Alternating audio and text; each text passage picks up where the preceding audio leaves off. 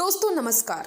अब power star Pawan Singh का mood बन चुका है पूरी तरह से और साथ ही मेरा भी मिजाज बन चुका है, क्योंकि जानते हैं मेरे चैनल पर पिछले 3 महीने से एक स्ट्राइक भी था और साथ ही मेरा चैनल जो था वो डीमोनेटाइज हो चुका था एक शॉर्ट्स वीडियो डालने की वजह से।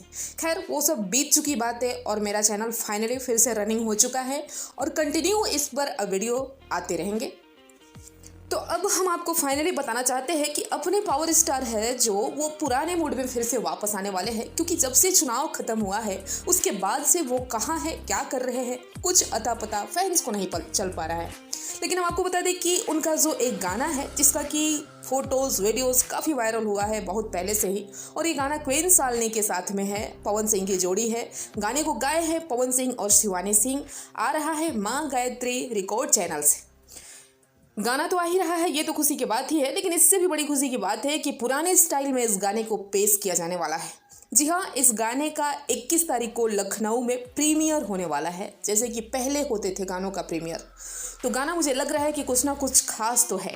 जिस तरह से वीडियो इस गाने का क्लिप वायरल हुए थे, फोटोज जिस तरह से वायरल हुए थे और पब्लिक को पसंद आया था, उसे देखने के बाद लगता है कि नहीं भाई, गाने में दम है और ये वापस से कमाल करने वाले हैं अपने पावर स्टार।